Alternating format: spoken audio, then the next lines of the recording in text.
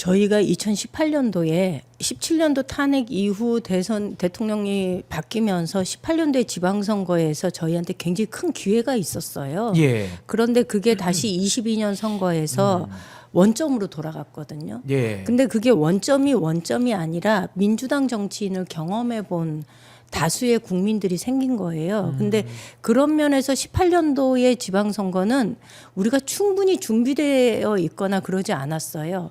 그 분위기를 타서 그 예. 도보다리 남북 화해의 급격한 분위기를 타서 저희가 다수의 출마자들이 당선이 되었던 상황인데 준비되지 않은 상태에서 다수의 지방 정치인들이 당선이 되면서 거기서 실망하는 분들도 있었고 만족하는 국민들도 있었거든요. 예. 그런데 저는 내년에 치러지는 지방선거에서는 지금부터 우리가 좀 준비를 제대로 하자. 그래서 다시는 민주당에게 기회를 줬는데 실망스럽다라는 대구 경북 시도민들이 생기지 않도록 우리가 좀 해보자라는 예. 게 제 각오고요.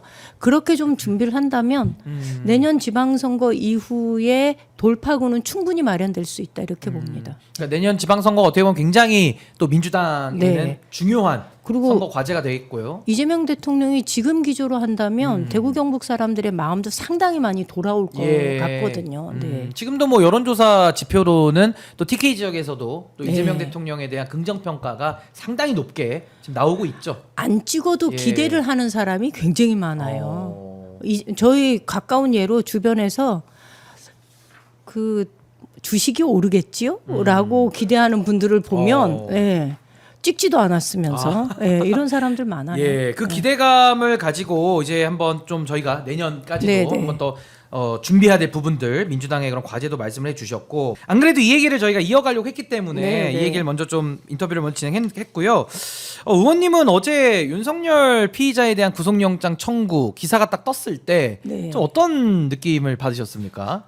이제 모든 것이 제자리를 잡아가는구나라는 생각이 좀 들었죠. 원래 예. 있어야 할 곳에 그 사람이 있지 않고 거리를 활보한 거 아닙니까? 그러니까 있어야 할 곳은 감옥이고 예. 이제 당연히 구속영장이 청구되는 것은 당연하고 그것이 또 받아들여져야죠. 그래서 예. 저는 원래 있어야 했던 곳으로 돌아가는 것이 당연한 진리다라는 예. 생각합니다.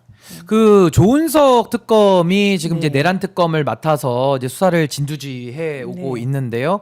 지금까지 조은석 특검이 보였던 모습들, 뭐 윤석열 피의자와의 뭐 기싸움이라는 말 네, 자체가 네, 좀 네. 성립은 안 되지만 어쨌든 좀 초장에 네. 이렇게 좀 기선제압을 하는 모습도 좀 있었고요. 또 두 번의 소환 조사를 끝내고 또 전격적으로 이렇게 영장을 청구해서 뭔가 좀 신속하게 하는 모습들. 이 조은석 특검의 일처리 방식은 좀 어떻게 보고 계십니까? 그러니까 굉장히 속도감이 있잖아요. 다른 특검, 세 개의 특검이 동시에 일을 시작했는데 그것에 비한다면 굉장히 속도감이 있어서 국민들이 자칫하면 대통령 선거 끝나고 저는 잊어버릴까봐 우리가 왜 대선을 치렀는지를 잊어버릴까봐 저는 좀 걱정이 됐었는데 다시 국민들이 대한민국의 헌정 질서를 바로잡기 위해서 윤석열이라는 계엄을 일으킨 이 사람을 다시 끄집어내고 법적 심판에 올려놓는 것에 대해서 저는 발빠른 움직임에 대해서 굉장히 환영하고요. 저는 이 구속영장 청구될 거라고 분명히 알고 있었을 거 아니에요, 윤석열도. 그렇죠. 그 피의자 본인도. 네. 그건 예. 뭐 굳이 더 길게 끌지 않고 빠르게 청구하고 속도전을 내는 것이 윤석열의 그 심리적인 부담감, 압박감을 덜어주는데도 저는 뭐 더 필요하지 않을까? 예. 그러니 다시 갇힌다고 해가지고 어떤 사람들이 그러더라고요. 예. 군대 다시 끌려가는 거 꿈만 꿔도 꿈을 그것만 꿔도 막 식은땀이 쫙 나는데 예. 다시 교도소 갇힌다고 생각하니 얼마나 괴로울까 그러는데 그 고민과 갈등의 시간, 두려움의 시간을 길게 두는 것이 아니라 빨리 마무리 짓는 것이 윤석열한테도 좋은 거다. 예. 아니 근데 그 윤석열 씨의 그 소위 말하는 소환 과정을 이제 생중계도 많이 하고 했는데 뭐 표정은 굉장히 좀 화가 난 듯한 뭐 불쾌한 표정이고요. 뭐 기자들 앞에서가 국민들을 상대로 한 어떤 뭐 사죄의 발언이라든지 어떤 뭐 전혀 없잖아요. 전혀 미안함을 1도 느끼지 않는 네. 그런 모습을 통해서 참 저런 사람이 어떻게 대한민국의 대통령을 지냈었나 이런 자괴감 느끼는 분들도 많으신데 그 출두하는 모습, 오고 가는 모습은 좀 어떻게 보셨습니까? 지난번에 파면이 됐을 때 윤석열이 이렇게 발언했어요. 3년을 하나 5년을 하나 승리했다라는 말을 했거든요. 예. 저희 그때 그 말 들으면서 야, 저 정신 승리 대단하다 이런 생각했거든요. 저게 뭔 말이야? 사실 그 말 이해하는 사람도 별로 없었을 것 같아요. 그렇죠. 근데 예. 그런 말이 나오는 거는 그 사람의 독특한 정신 세계에서만 그게 가능한 거였거든요. 근데 뭐 본인의 말로가 어떻게 될지 충분히 짐작이 가능한 상황에서 그동안 언론에 보여준 그 모습들 보면은 실제로 두 번 소환 조사 과정에서도 제대로 답변한 것은 아무것도 없잖아요. 예. 그리고 표정의 그 무표정, 아주 화난 듯한 그 표정은 국민들을 향해서는 보여줘서는 안 되는 모습인 거죠. 대통령 선거에서 이런 결과가 나오고 새 정부가 출범이 되었다면 예. 소환 조사를 받는 과정에서도 단 한 번쯤이라도 국민들한테 죄송합니다라는 말은 기자들 앞에 했어야 되는 겁니다. 그런데 예. 한 번도 그런 모습 보이지 않았거든요. 그의 독특한 정신 세계를 우리 국민들이 이해하기는 인내심도 바닥났고 이해 불가다.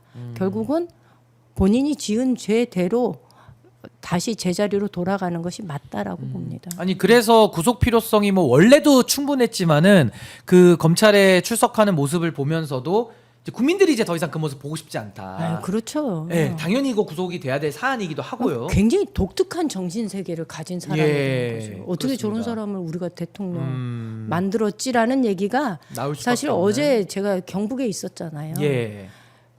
국민들도 여기 제가 어제 의성 사람들도 만나보면 예. 이해를 못해요. 그런 사람을 어떻게 우리가 찍었는지 모르겠다. 아. 제가 저녁 먹는데 예. 기호의 회원분인데 나이가 많으세요. 예.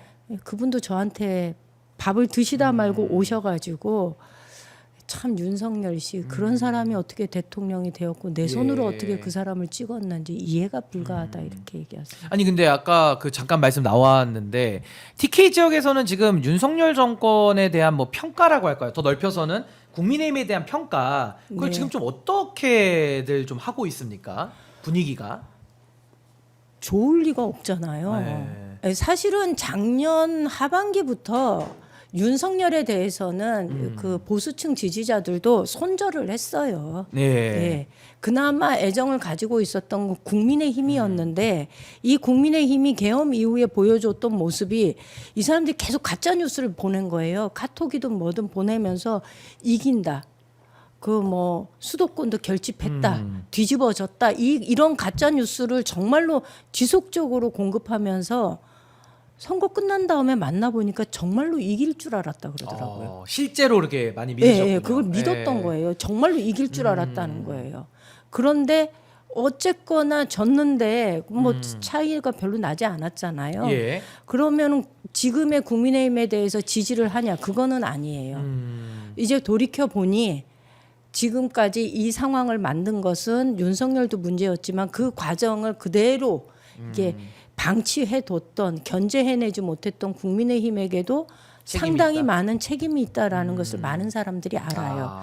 그래서 사람들이 되게 아쉬워하는 거는 이 틈에 민주당이 조금 더 자리를 잡고 예. 민주당의 목소리를 키워나가야 되는 거 아니냐. 그런 면에서 니네 너무 부족한 거 아니냐라는 얘기를 하고 있고 저희도 그 부분에 대해서는 많이 이렇게 반성하고 있는 거죠. 근데 뭐 반성이라는 의미보다도 또 기회가 될 수도 있는 또 그런 네. 양면성이 있으니까요. 그렇게 봐주셔서 저도 반성이라고 그러지만 기회라고 예. 얘기한 아니, 게 두 가지가 다 같이 있는 거겠죠. 저도 그런 염치가 부분이. 없었거든요. 예. 아니 그러면 이제 윤석열 씨 이야기를 좀 하다 보니까 또 떠오르는 인물이 김건희 씨를 이야기하지 네. 않을 수는 없습니다. 지금 뭐 3특검 체제 하에서 결국 이제 마지막 최종 정착지는 윤석열 김건희 부부인데 결국에는 김건희 특검법이 또 따로 있잖아요. 네. 그러니까 뭐 수사 사안만 16가지고 뭐 그거 외에도 지금 더 나올 것들이 많은 그런 상황인데 김건희 씨 입장에서는 남편인 윤석열 씨의 구속이 임박한 지금 시점에 어떤 느낌을 좀 가질 걸로 보십니까?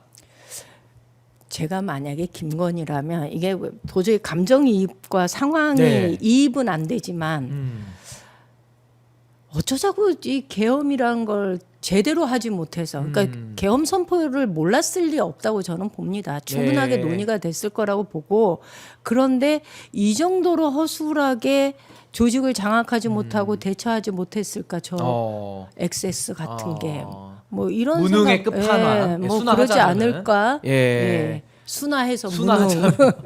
근데 예. 뭐 평상시 언어 사용하는 걸로 보면 그렇게 순화해서 나왔을 것 같지가 그렇죠. 않고 예. 그 아산병원에서 퇴원할 때 휠체어 뒤에서 미는 게 그게 좋았겠습니까? 한성질 하는 여성 입장에서는 뒤에서 그 사람이 어른거린다는 것 네. 자체만으로도 굉장히 소름 끼치게 싫었을 텐데 정말 저는 김건희 입장에서는 예. 자신의 모든 그 범죄 혐의들을 감싸주고 이것을 충분히 커버해내고 예. 무혐의로 처리할 수 있었던 절대적인 권력을 가지고 있었던 자기의 남편이 오히려 상황을 역전시키고 모든 범죄가 드러나는 상황을 만든 거잖아요.